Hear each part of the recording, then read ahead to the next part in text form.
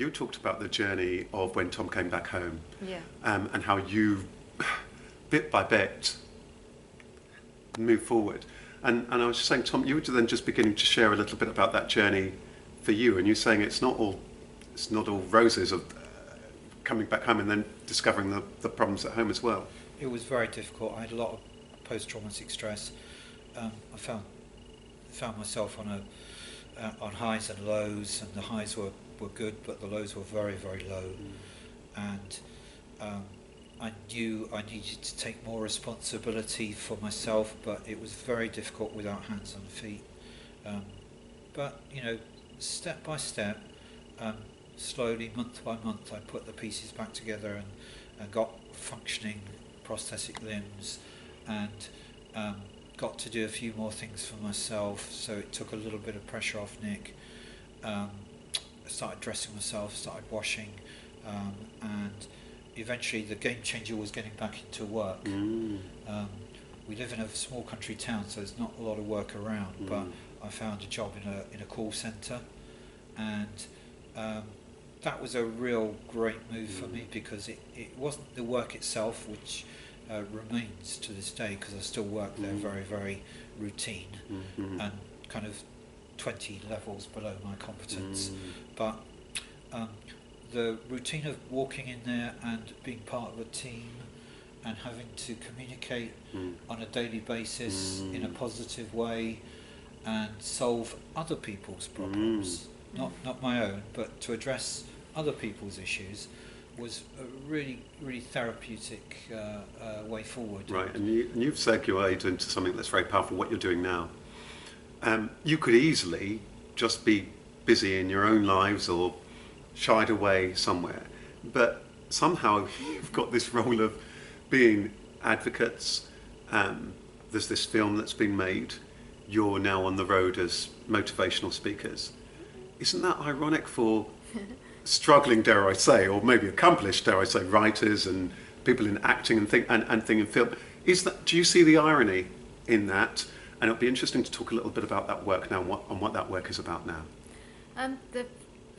What happened was that the film just put us into contact with an audience, and Tom and I just hadn't stood up in front of a group of people bigger than our own two children, and Tom's mum, since forever. And I think suddenly we realised that we were purposeful. I mean, we had plenty of purpose in a kind of day-to-day sort of way of getting the kids through school and all of that kind of domestic stuff. But then we realised that actually we could deploy these amazing skills that we'd honed in our 30s, and then we'd put them back in a vault, and then the vault was at the bottom of a deep mine shaft, and it was lead lined, and then suddenly we realised that we could haul them out of the mine shaft and start to use them again.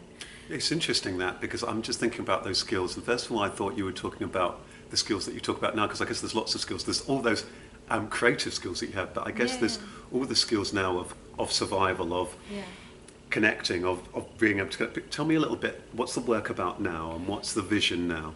Well, it's about resourcefulness, it's about dealing with adversity, it's about even though our story seems so very kind of extreme and particular, actually realising that you can reach out to people who've got a kind of really diverse range of issues that they're dealing with. Can absolutely guarantee you, if you look out into a room of people, that somebody has got something that's troubling them at the moment.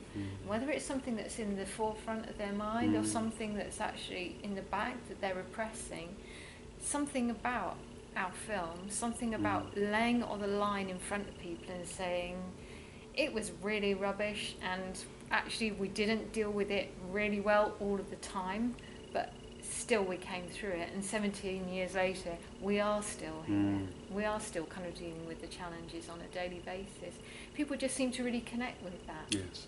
And Tom, I want to ask you, because it's funny, when we walked in here and we just started filming here, I thought it was quite ironic, the seats, and it made me think of each person who comes to see the film, or each person who comes to see you talk. Each person's got their own story, their own journey, their own issues, their own concerns, and small to one person, major to somebody else. That's quite profound. What's this work about for you now? Why is it dear to your heart? And it's clear from meeting you just from the first time that it is very, very, very dear to your heart. What's it all about now? Yeah, I went through this really dramatic process of losing my hands and my feet and my face, and I really did feel like just a thing. You know, I really couldn't see. I couldn't see how I could eat for myself with a knife and fork. It took me weeks and weeks and months to do that. I couldn't see how I could walk. I couldn't see how I could drive a car. I couldn't see how I could get back home and be a dad to my children. I couldn't see how I could get out to work, and I felt like just the zero confidence. And if all of those things were true, it meant I couldn't be married to this woman and have this relationship that was so important to me. And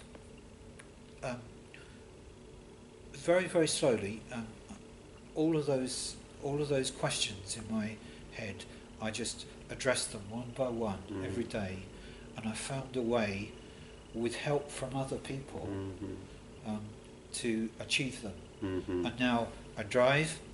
I put the bins out. I go to work. I write books. I stand up at conferences. I do all kinds of things, and most importantly, I'm a husband to Nick. And what I'm trying to say in the role when I'm on my feet now is that any of you out there in the audience, look at all these seats. There's 300 seats here, and there'll be 300 different people, all facing their own problems of loneliness, divorce, bereavement, debt, physical ailments, and uncertainty about the future, broken relationships. And I'm trying to say to them that, yeah, you're not alone, first of all. Lots of other people are going through it. Everyone in this room will have those issues, different issues probably, but you know, individually we have the capacity, you know, as grown-ups, intelligent grown-ups with great connections to fantastic people around us, to overcome these problems, and not only overcome them but to move forward. And you know, if I think back to myself, you know, 3 or 4 years before my sepsis, I was successful and we had plenty of money in the bank, but I didn't have the confidence necessary to stand up in front of 300 or 400 people and talk to them, and now I do, and that's a step forward, and it's a great message about, you know, personal resilience that we're trying to put across, encouraging people to feel confident and to make connections around them and to develop networks of support and strength that can help them go forward. And what you said is so profound that I couldn't possibly add anything to it. I couldn't possibly add a single word.